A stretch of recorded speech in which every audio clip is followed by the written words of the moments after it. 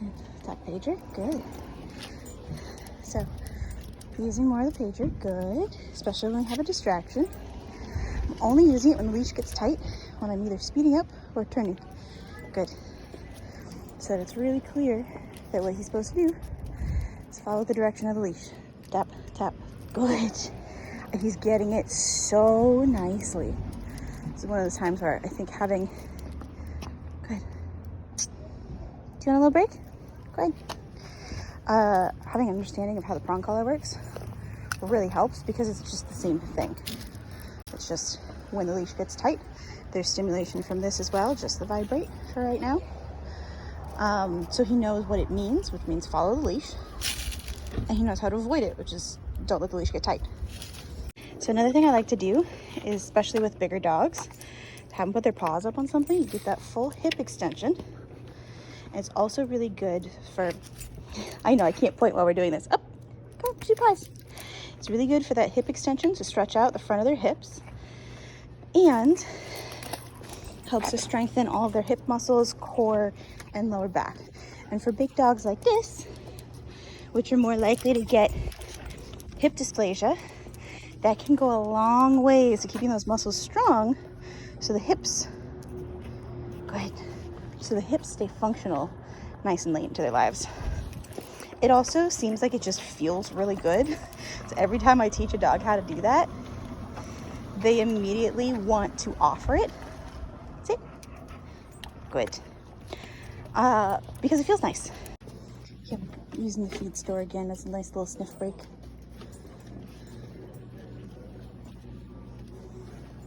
Yeah, you good boy. There's all kinds of birds in here stealing the food, huh? Good.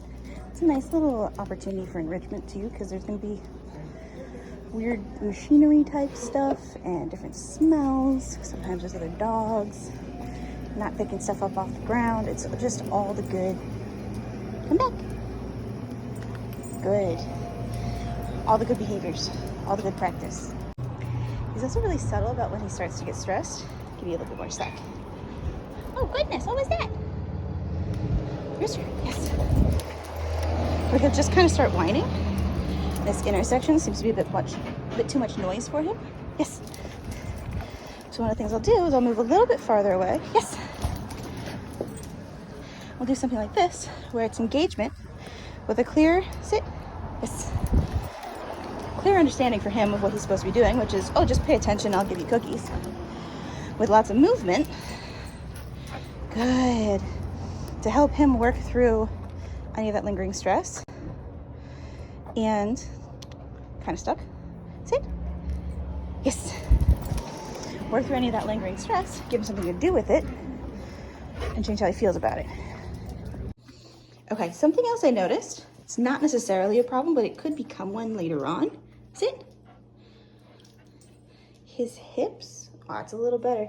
That one, his foot kind of wings out to the side versus his left back leg is right under him, which means that at the very least, some of those muscles in his back right leg are tight. Sit.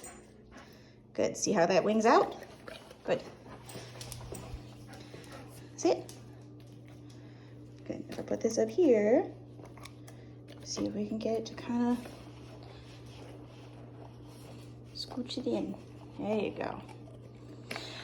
So I'll send you some of the Penn Vet has a whole series on canine conditioning, they especially developed it for working type dogs.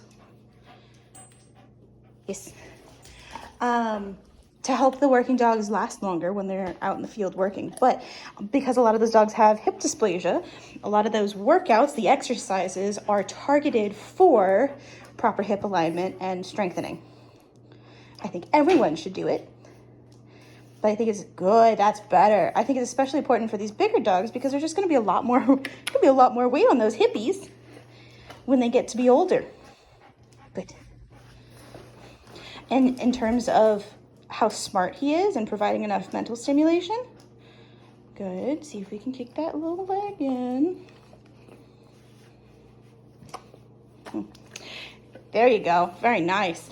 In terms of getting enough mental stimulation, those types of exercises And getting him to put his body in specific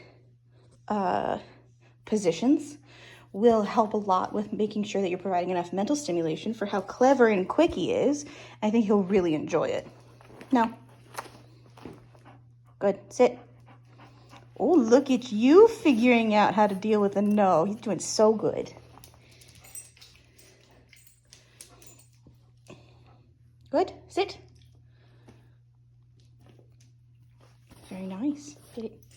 Another thing too is when I'm in the house and I'm doing all of this, if he wants to bump into my treat pouch, any of the rewards are going to be away from me. Sit. Nah. Good. Get it. Good. So all of that is giving him a reason to stay a little bit farther away. Good. Yeah, I know. That's probably enough treats considering you just chugged water, huh? Good boy. But that'll help a lot with my personal space and staying out of my treat pouch when we're just hanging out. Good. Way to go, boy. You're just so good. So handsome. Okay, this is one of the things I've been adding in.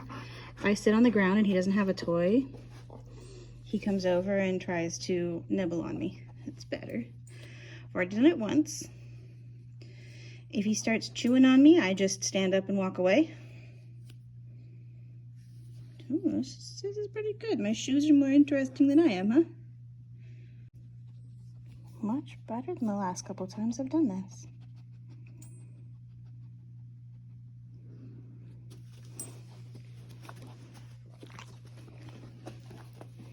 There you go.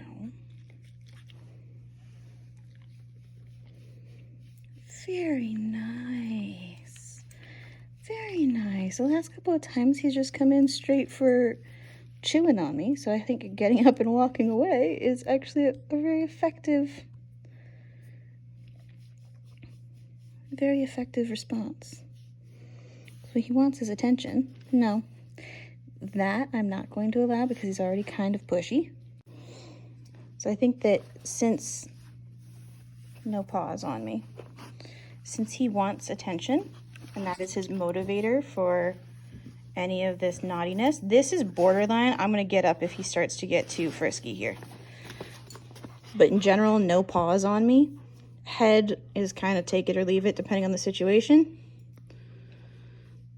Next to me is good, on top of me is not. But if he starts to do anything naughty or anything that I don't like the direction he's going, I'm just going to get up and like that.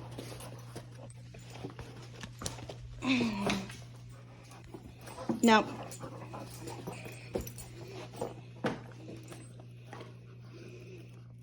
Good.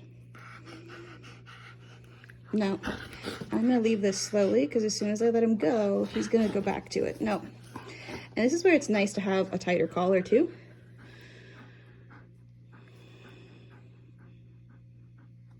Nope. Stop.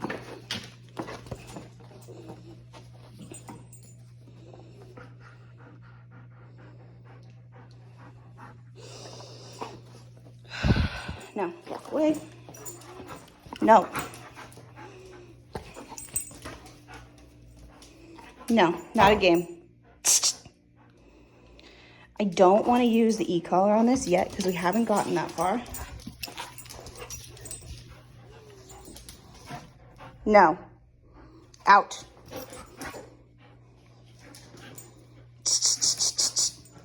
Good.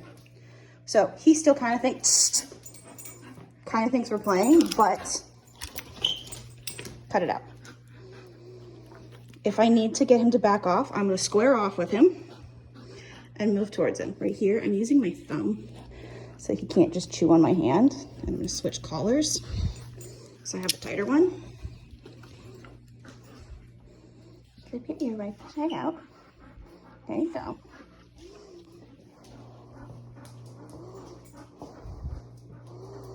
Beautiful. Good.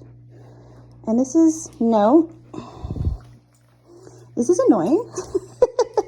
I understand that nobody else wants to deal with this, so I intentionally push him so I can get this and work on it and show you guys how we address this. Really slowly. I'm gonna walk away.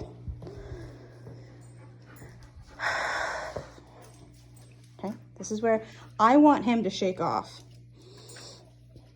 We're not done with that conversation until he resets. There, good boy.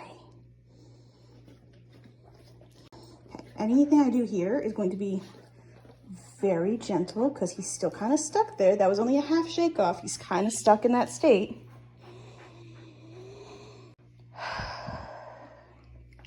Facing.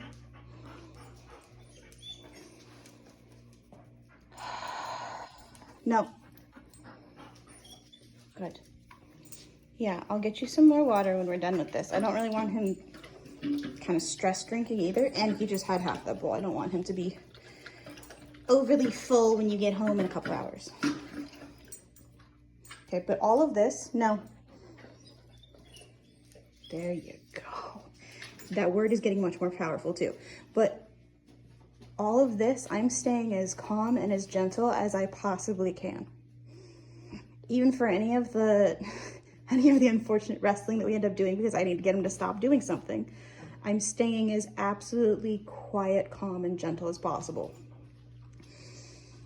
That helps so much when it comes to de-escalating the situation.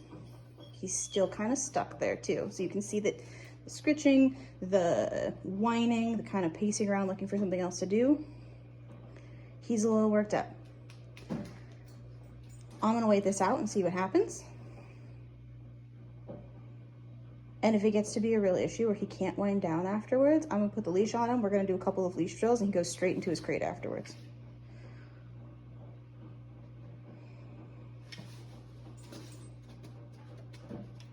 Good.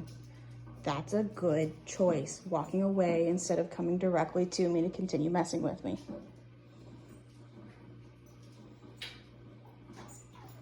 What you got? Do you need to run around? Do we need to go outside and play a little bit before you go in your crate? Hi. Do you want to go play? Come on, let's go outside. And that's the other thing too, is that like he might just have this way. Come on. If giving him an outlet for this amount of excitement and frustration is going to be productive, we might trade that out for one that's less of a choking hazard though, Bubs. If giving him an outlet for this is going to be easy and productive, then I'm happy to do that when he starts to get amped up. We're going to test out a couple of things and see what works. Oh, chewing works for you, huh? Okay. Very nice.